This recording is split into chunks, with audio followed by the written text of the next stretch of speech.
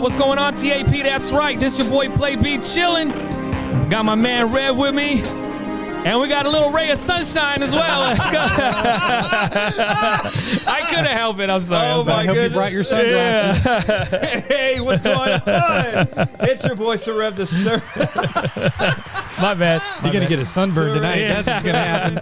I need SPF 100. There's no such thing as reverse racism here. Yeah.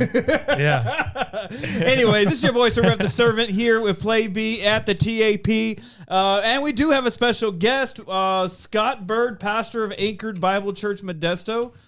No round of applause for that? I guess not. My bad. Well, it says something that I'm back for a second time. Well, So, yeah. well, we were talking about, like last week on the show. Like last time you were here, I think we were like touching shoulders. Oh, yeah, we're all right. Yeah. Things have grown. But I walked away pregnant. I'm like, what's going on here? I'm late 3 weeks now. And also, I think your wingspan will still be able to touch both of us. Yeah, I've been on that I website. can slap everyone if I need to. It's like a pterodactyl over here. And speaking of reach, can you reach me that bottle over there? By the way, please. Oh, yeah. So you're gonna use your Jedi Hold on, mind go trick? gadget Yeah. arm. Here we go. There we Not go. quite. There it goes. There's that Jedi mind trick. Of course, ill prepared as always, as I am. I sound like Yoda now. Thank you, sir, for my libations. Okay, Thirsty you are. Thirsty I am.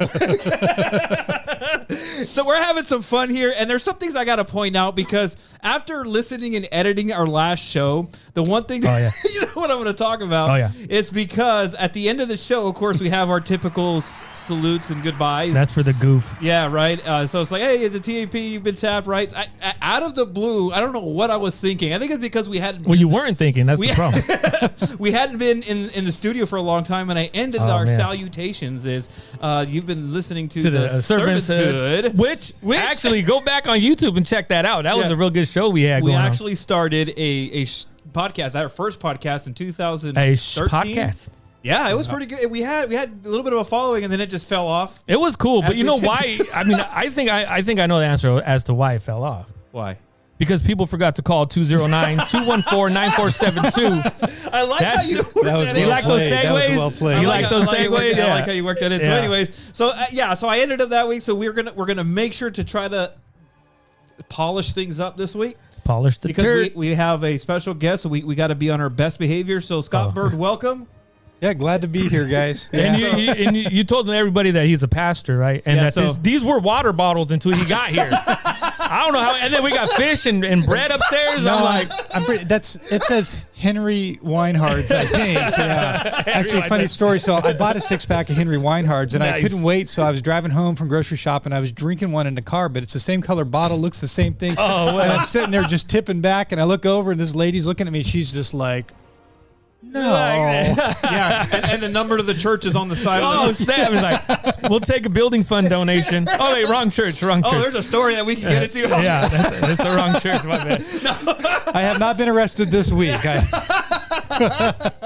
There's an interesting backstory to that, but anyways, maybe we'll have a chance to get into that. But in the meantime, one of the things that we were talking about last week, and we kind of like went back and forth about what's going on in the news, and when we first talked about the situation that we're going to talk about today, it was still relatively fresh.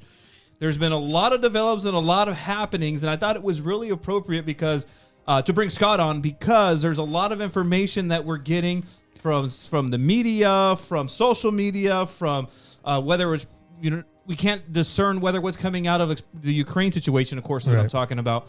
Whether it's propaganda or legitimate, and we have the distinct privilege on this show to not only talk to somebody who's very familiar on a bunch of different levels with the situation in Ukraine, and we can talk about all facets of that, but also with legitimate eyes on the ground, real life experience of what's going on in the actual war zone environment. But before we get into that, Scott, I know that I want you to share a little bit about your personal past, your familial past when it comes to this whole Ukraine situation. Yeah, no, thanks for asking. So my family, my mom's side of the family is Ukrainian. So my great-grandmother actually was born and raised just east of Kyiv in what was in her day part of the Russian Empire.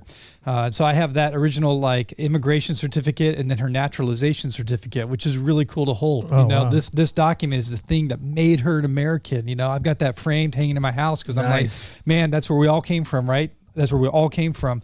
And so when this Russian aggression happened in Ukraine, it sort of just struck a chord, both because of maybe some family past, but also some travels there and some relationships that I've established with people in Ukraine. So a lot to say. Yeah. Okay. So and not only that, so you have family lineage or ties to Ukraine.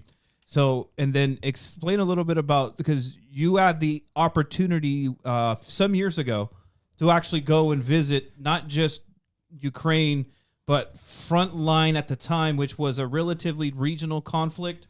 Yeah. So in 2018, traveled from our fair state here in California to Kyiv, and then took a short flight down to Kherson, which is presently in Russian-occupied territory today. But in 2018, it wasn't Russian-occupied, obviously. So people were happier than they are today. Well, let me slow down for this. So paint a picture a little bit of what actual Ukraine life was like. Well, you were there before all before the occupation started. Of course, the two regions on the east, Luhansk and Donetsk, were proxy governments, backed by the Russians. But overall, besides what was going on in the east, what was it like? What were the people like? What was the culture like? Yeah, it was amazing because in one sense, everybody was living their normal life, but it's like there's this monster right around the corner that could come out of the woods at any moment, snatch all your children, eat them in front of you, and you could do nothing about it. Yeah. But what is worrying going to do? So people just lived their everyday life, but everybody understood, like just down the road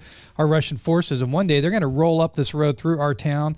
And so it was kind of this like Twilight Zone experience. Like people were cool, but they were also realists, and they understood that this battle, this war was coming, even back in 2018. Dang, can you imagine just like every day on edge, just living like. Well, we talked about that with Attilio while being in South Korea, and they experienced that too. Like he was only like 50 miles from the DMZ. Dang. And we asked him that question. I was like, how do the people like function, understanding that they have a real life adversary just right across the border? And it's the same sentiment. It's like, well, they live with the threat, with Kim Jong-un firing rockets all the time. They just live with it. Well, I guess it's kind of like, I hate to sound all ghetto, but it's probably like living in the hood. You get used to it. Exactly. You don't know when's your time. You just kind of accept it and just, what, God is God. Yeah, it's like you hear a gunshot or it's like... you kind of get immune to it in a way. I hate to say it that way, but I know people that personally have been in like gunfights, shootouts, and they're like, dude, I'm like, what were you thinking when you were hiding? He's behind the car. He's like, I was just thinking about how I'm going to pay my bills, like and bullets are just whizzing. But I'm like, what?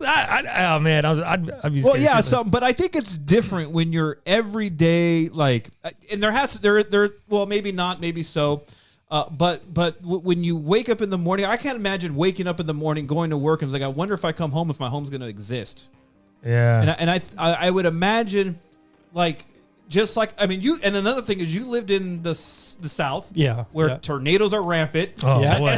And I'm pretty sure that people even in you that must really like that house, because it's like God took it away, but I'm still gonna rebuild. Like, yes, Lord. 4 years in a row, right? All your furniture is styrofoam. You're just like, just in case. Well, is it comparable to that? Like, you lived in a tornado area for a number of years. Yeah. So it's like you wake up and you said an experience of having tornado alarms going off in the middle of the so night. you'd sleep in your basement all night long thinking my whole life is going to get swept away before I wake up, and then it doesn't. You wake up at 6, you go to work, you're like, hey man, how was your night? It was cool. I had a little trouble sleeping, but it's like you act like nothing happened. Right, I'm glad I've got my insurance paid, and we're good. That would be my thought. Like, dang, did I pay it this month? Like, anyways, we have a studio guest more than just Scott today. We're running a nursery. It's daddy daycare today. Hey, you got an audience. All right.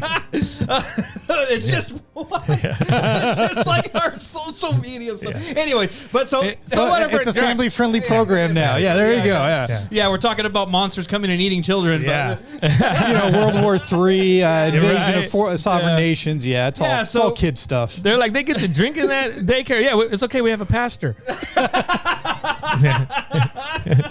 We bring him with us when we go cruising. We won't get pulled over. He's the adult in the room. That's not true.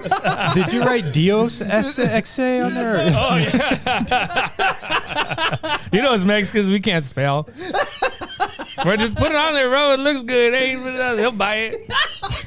It's probably the cheapest beer in Mexico. We pay top dollar here. We're like, oh, this is good. Man. It cost me $40 for a 6-pack. I'm cultured. Yeah. Well, it is imported, is it not? That's what they say, but it says imported from Chicago. Well, Chicago is a war-torn. It feels like a third world country. Thanks, Obama.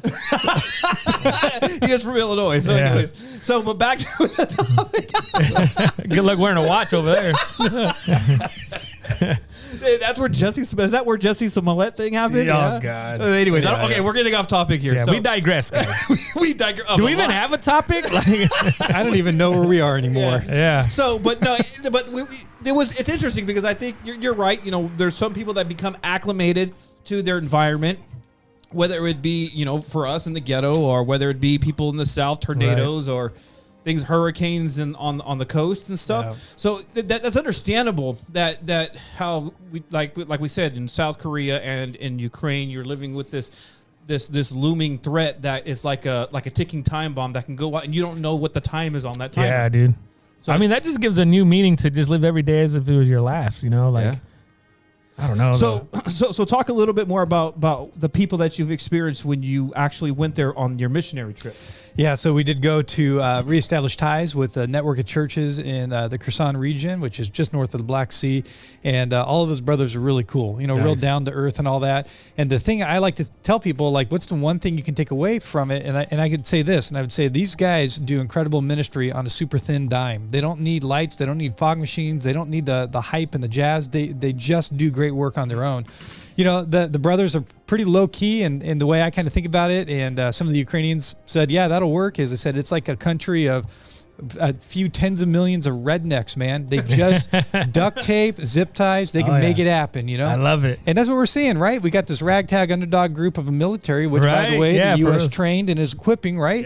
Yeah. Kicking butt over there. And that's really, I give a tip of the hat to Uncle Sam on that, because we trained them on our military doctrine, which means a strong, non-commissioned officer corps. Yeah. And that's what Russia don't have, and that's why Russia is running away, trying to regroup and reattack. Well, you know what? I think Russia, though, is playing it smart here. They're making it seem like they're running away to regroup, and that's why they're having those peace talks, because that's exactly what they were doing, is regrouping, and they're going to come in from another angle. But I think the United States has a lot to lose if Ukraine goes down, because you got to remember, we have a lot of our viral, what do they call those?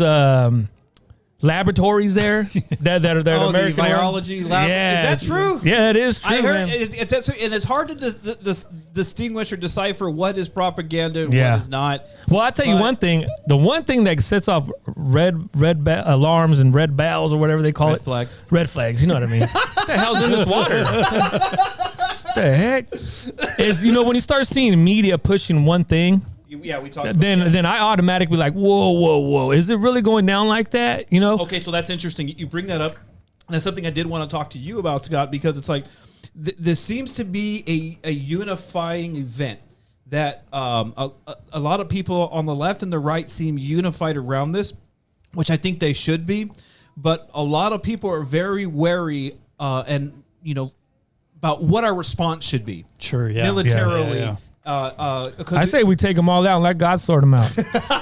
I'm kind of with this guy. You know Well, what I'm no, saying? yeah. Because especially when it's like a tyrannical government like that, because it's never going to stop. If you know, that's why we were so scared about China taking Taiwan. Is because okay, if they could conquer Taiwan, where does it end though? You know what I mean? That's what I was Exactly, talking with yeah, AV. yeah. I'm like, if they can, okay, sure, okay, take Taiwan, but then they're going to want Japan, and then they're going to want more and more and more. Oh, Korea was a part of China at one point. You know what I mean? Where does it end? So. Like I tell my son when, you know, in school, I was like, hey, man, sometimes, not all the time, but sometimes the only way to combat violence is with greater or equal violence. And I hate to say it, but it's true, you know, if you think Yeah, about yeah. it. And so in this case, whatever the case may be with Ukraine, because, you know, AV has his strong points, you know, with the Nazi stuff and all that. But besides Okay, all that, yeah, but yeah, throw that yeah, out the yeah. window, I am still with backing up Ukraine. It's like, you know what, because if Russia gets a victory here, they're not going to stop expanding. They're going to want to continue to go on, and it's only natural. So let's go into that really quick, because I know that you've really done a lot of research and a lot of I don't want to say research, but you've looked into this. You've invested a lot of time and effort into this. What is that? A gas leak or something? You hear that? Yeah, I thought it was just me. Yeah, I'm trying to smell I'm gas. good. It's got breathing. Right? Give him Benadryl. Somebody get a Benadryl over here. Stat. Do you eat septum? Yeah. I was like, Scott, you know those are suppositories, right? He's like, wow, these are horse pills, huh? So I was anyways, just trying to get cured of COVID, man. That's all it was. what was I saying? Oh, my bad. We brought up Nazism in Ukraine, and that's a fun topic to talk about. So the whole point of this is like the orientation of this, the reasoning. Russia made certain claims, some claims that could be valid, and some claims that would not. Like, what would you like? How do you see their reasonings for this military operation that they say? Is it valid? Is it not? Ooh, Is it legitimate? Russia's point of view? Yeah. From Russia's point of view. So I get it. Anytime you want to, shank somebody else in the back, you got to come up with a pretext to justify your actions for doing it. And so they came up with the whole Nazi meme about Ukraine, which is absolutely ridiculous. I mean, the president is of Jewish origin. Yeah, right. How is a Nazi state going to elect a Jew? And they could have done better. Look, we had 9/11. I mean, they could have done better. You go to Kherson and it's, so a lot of, one of the things that people don't recognize, okay, so Ukraine was divided in World War II because on one hand, their options were Nazism or communism, and both of them wanted to kill everyone in between. Yeah, and so right. Ukraine broke, not down the middle, but they broke kind of down the middle. Some went with the Nazis to fight the communists, and others joined the communists to fight the Nazis. Right. And that's where this historically comes up from, but it doesn't mean they were necessarily Nazi sympathizers. They were just fighting with the force they thought were going to beat the people that were going to beat them that worse. Makes sense. So yeah. that's but we're talking 75 years now of history or whatever. Well, we see that all the time. I mean, in different groups, organizations, political parties, street gangs, what have you, military campaigns. Is sometimes you have to align with certain individuals that may, at that point, they may benefit you, but you might not agree with their ultimate agenda. But at the same time, it's like that saying, an enemy of my enemy is my friend. You know what I mean? So and I think that rings true here in a sense. Yeah, well, so the accusations or the reasonings are overblown because I did a little bit of research and to understand that the more of these Baltic not Baltic but the not Scandinavian. What are Slavic. they? Slavic. Yeah. That's the word. Slavic. That's why I keep telling you, Rudy. Call 209-214-9472. Call the answers here. Yeah. The Slavic nations that border Russia, the more that they become more West leaning and NATO leaning, that I do believe Russia sees as a threat, but it shouldn't be seen as a threat. I mean, it's like that saying. It's like when the police come knock. Well, if you got nothing to hide, you got nothing to worry about. The only thing I got to worry about is those no knock warrants they could do now. Yeah, I had that same thought, but then when you have friends like mine that would be more than happy to sort of, like jack you in that moment, you do have something to worry about all the time. Yeah. Well, okay, but I understand how it would be that in the same. I think we live in a time, or in our area of the world, in the Western Hemisphere, we don't have that threat of we're lucky here, opposition. Man. So you guys have been deluded. Those Canadians, they put on a good act. Oh yeah, we can get into what are you talking about? I'm sorry. They're anti-free speech Canadians in the north. Yeah. So, but in terms of like what Russia feels, not to say that it's legitimate, but what they feel is they have a system of governance that is completely different than what they're seeing to the west of their border. We don't see that here. Yeah. We look north and we see, a democracy, Similar. whatever. We look south and we see drugs. Yeah. And cartels that we made. that we buy. Fast and the Furious. drugs we buy. Fast and Furious. Right. There's that too. We're the market for that. But anyways, but in terms of like of a difference of complete governance, we don't see that. Russia sees that, so I could understand that position because when you look at the history, a lot of their Moscow isn't that far from the Ukrainian border. No, here's what's going on. Yeah, you got two things at play here. So there is like regional security issues regarding Moscow, and the issue is NATO. And so there is a legitimate strategic grievance that Russia has about the expansion of NATO because Russia's on a big flat plain. It's like Kansas City in the middle of nowhere, and you could drive anything you want right up to it. Now, the states to the north and the west are NATO aligned. Now Yeah. you have the state called Ukraine that sticks way into the belly of Russia, and if it becomes NATO, Moscow finds itself surrounded on 3 sides by hostile Yeah. forces. So, and that's why they figured. And now that brings us to another point. Obviously, this isn't new.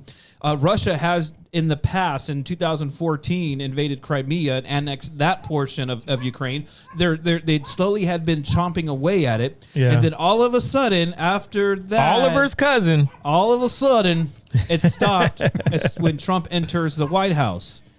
It was a big issue during You don't the talk Bush about Jesus Trump like that.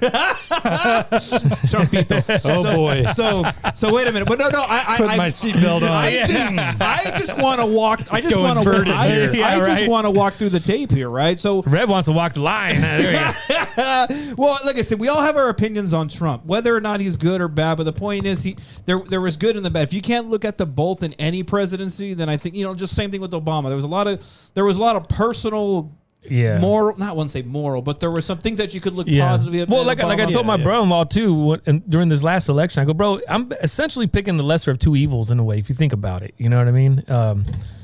If it's between Biden and anybody else, I'd rather have anybody else. To be honest with you. I don't care who would be a chickmunk at this point. They'll probably do a better job. To be real with you. Well, yeah. So, anyways, my point is this: so you saw this expansion that Russia was doing it during Bush, during Obama, and then it stops for 4 years. Right.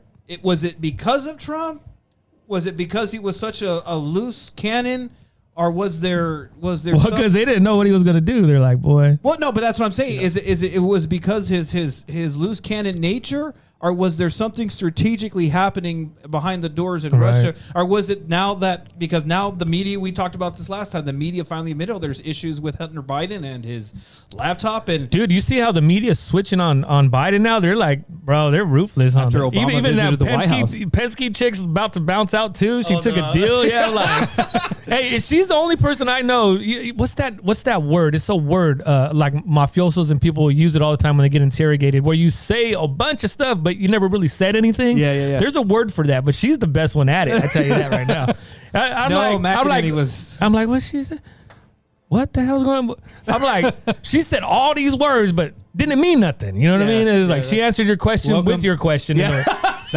She'll fit great in with cable news then. Yeah, that's the same thing. That's the same. She does the same thing my son does when I ask him something. Like, you don't throw out the trash. Throw out the trash. I'm like, yeah. You know what I mean? Like, he tells it like I'm stupid. Like, you throw out the trash. Well, yeah, I just told you that. That reminds me of that Penske chick. But anyway, you know what I mean? Penske, you mean like a trunk company, or you? What's her name?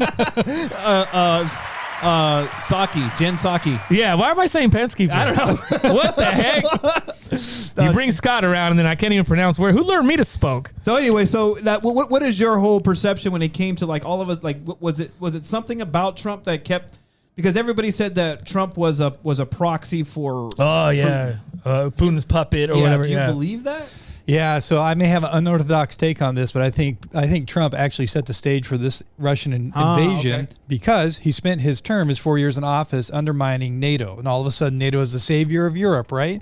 He spent 4 years, basically saying we're going to pull out of this thing, and if America pulls out, this side of the hood, the world goes down with it, And so I think Putin was sitting there going like, if I just wait, this steak is going to cook itself, and I'm going to eat it. Yeah. Now we get out of the Trump era, right? Now we got Biden, and he knows Biden. Yeah, he has some. Good evening, my fellow Yeah. citizens. Someone changed my diaper. Well, no. It's kind of both. It's as soon as Trump left office, then that opened the door. So I understand what you mean. I did agree with what Trump was doing, though, when it was asking NATO, like, these countries need to pay their more. fair Yeah, share. pay your fair share. Because they Yeah. weren't even paying what We they all were pay our supposed fair to. share. Yeah. Yeah. So, and we were picking up the slack for a lot of countries, but at the same time, you're right. It did send a signal, but in the end, it did make these other countries end up bolstering up their resources to support NATO to put them in a position where they are now. But obviously, there is, I don't know what you feel about this, but there is a push from NATO not to authorize the rest of the Slavic states to enter NATO. What do you feel? I mean, is that wrong? Yeah, not I think it is. Yeah, it's not necessarily a Slavic issue. It's specifically Ukraine, because the day that Ukraine comes into NATO at this stage, it means World War III. Boom, Yeah. sign the ink before it dries. We're dropping nukes on one another, and that's what everybody's trying to avoid right now. Because Putin's over there, he is a madman. He is crazy. And I don't know if you saw it today in the news. He was attending a funeral of a I missed nationalist, and his dude was carrying a nuclear briefcase right with him. So everywhere that dude is traveling with right now, he's got the strategic football. Well, with so him. does our president too. He has Yeah. a nuclear football with him at all times. I mean, Yeah, usually that stuff's kind of kept like hush hush. So this was Oh, just he was right out there here with flaunting him. it. He is. he's us a Samsonite. Then what's the code? I forgot. What's the code? Would you like to Put it see in- what's in my briefcase? I go, it's 1, 2, 3, 4. Duh. I check it at the airport Yeah. for fun. Jeez. But you know what's crazy? Okay, hear me out on this. Like the will to fight is what we talked about last time with AV, which we didn't air because that kind of was dead in the water. Honestly, I think it was dead before it started. Yeah. But anyway, so we're talking about the will to fight. If you look at China, Russia, North Korea, all these, the populace, I'm saying, the people that live in these countries don't have the will to fight. However, you see the propaganda that's being spun over there. As where if you, they are. No, but you see the propaganda being spun in Russia right now, or we see some of it here leaks out, where they're showing Russian soldiers being tortured, you know, by people in Ukraine, shot in the leg and all this crazy stuff. That there, I think, is what's going to spark that revolution in Russia to fight. Now, okay, let's fully go to war then. If this is what you guys are about, let's go down. So you know there's what I mean? there's a problem. But I think China's the bigger threat than Oh, Russia. you know how crazy China is? They said, and they publicly said this a couple years ago. They're like, "Hey, man, all our people, nuke us. We're all ready to die right now." Okay, no, How do you fight against wait that? a minute, wait a minute. It's like, whoa, no, whoa, you whoa. can't, because I don't. I think that's propaganda. I don't think that's literally true. Two reasons. Well, yeah, I know it's not true, but at the same time, it makes you think, though. No, but, I mean, but it's they're like- not. They're not. That's just crazy, because number one, both their economies probably equal or less than what Florida's GDP is. Well, you know what's crazy? they're It's like, not a major. you know, major you know what's power. crazy? Like you always hear, well, if China wants to take us out, they could just ask for the money that we owe them. But people forget they owe us more than we owe them. Yeah, but you okay, know? yeah, you're right, and that's the second. But my second point is that both China and Russia have actually started moving more. They run a capitalist system that's actually more akin to like a dictator capitalism Right. form, where they have some capital freedom, but not really. It all depends on the government. But what tends to happen is if freedom has a little bit of light, then that will start to grow little by yeah, little. it'll start a And fire. China's Yeah. starting to quash that. Oh, yeah, you see a lot of people trying to move out of Russia, China and even in everything. Russia, there has been some social media darlings in Russia or stars or whatever, like the influencers like we have here. I've been on that started website. speaking out, and then now they're They're missing. gone. the Yeah. silence Yeah. are not. Well, you know, here's the thing that I think keeps a lot of pretty much every country in the world at bay. With the United States, I don't know if you know this, we're the only country in the world that could fight two independent wars on two different continents at the same time. There is no fighting force like ours. And not only that, like I was having a discussion with AV last year about us having air superiority. And he's like, well, I don't think that matters. But you know what? If you look at any it does. military, book on occupation or war in general, the first thing we need is air superiority. Control the sky. Yeah, we're at 27. Okay, so yeah, we'll start winding, and I kind of want to. I don't want to go too long because I got another show, another topic I want to do. I've been on that website. So we said a lot. Was it too? We pulled a pen. You're Right. not Wait. going to ask me about my Ukrainian lover? We're going to end on that. Get my wife on the phone here. Sure. Oh, I thought you were talking about us. I was like, we're here. Like, you know how you can find a Ukrainian lover? Call 209-214-9472. That's what it is. The phone number's on the corner. Yeah. So anyway, so I want. It is? No, that's right. No, it'd be right above the board. Right here. Call this number right here. You could click it too. No, you can't. So That'd be crazy. So I wanted to just like come down, like land the plane, as you say in the sermon world. So we're Oh, it's like music production. You take off, you fly, and you bring it come down. Nice. So just in what have the people that you've been talking to, dealing with, you've raised a lot of through the association that you work for with the Central Well, Valley. don't give it up too much because this is part one, and then. No, part 2 is going to be a different topic. Oh, okay, my bad. So yeah, I got to rebuke him. I feel like I'm in VO again. You and we're going to share the video. You were interviewed on KCRA 3 News. You were had a Talk link about media. Yeah, so Nice. you had an interview with Central Valley Television, and you've been able to gather and raise funds for through the association, through the church to help out these people. So just really quick, just wrap all those the experience of of your support in dealing with the media, as well as what are these? How are these people receiving these funds and help, and what are they saying?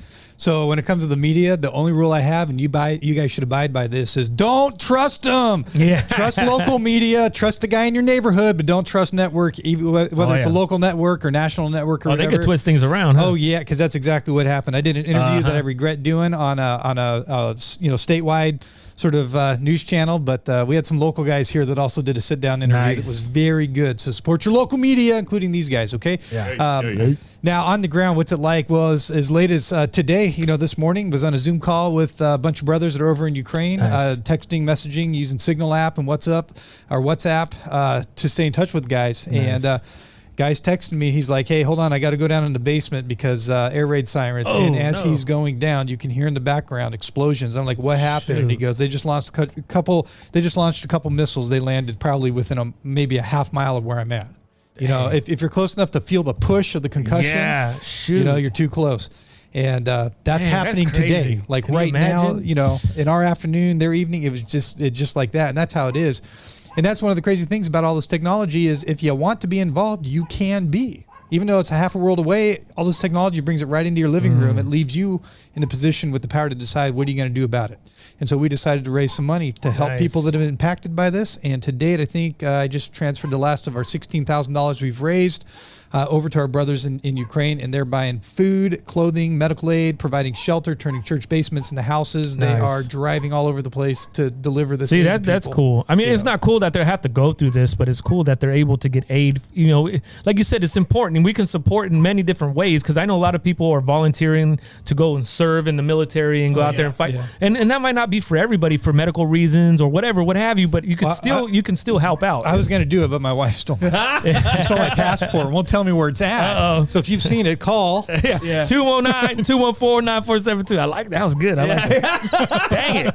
That was better than my segue. Yeah, so there's a lot happening. It's almost like things change on a daily basis. Hour by hour, hour by hour. And the people. Have you known of anybody that you've worked with while you were in your time in Ukraine, or you network with since your visit there that has became a victim of all this? Yeah, so fortunately, nobody that we directly work with has been killed during this conflict. A lot of people have had to flee the country. So one pastor that I've been working with for the last 5 weeks just decided it was getting too dangerous for him and his little kids. So they just left from Romania 2 days ago. They should be arriving tonight or tomorrow.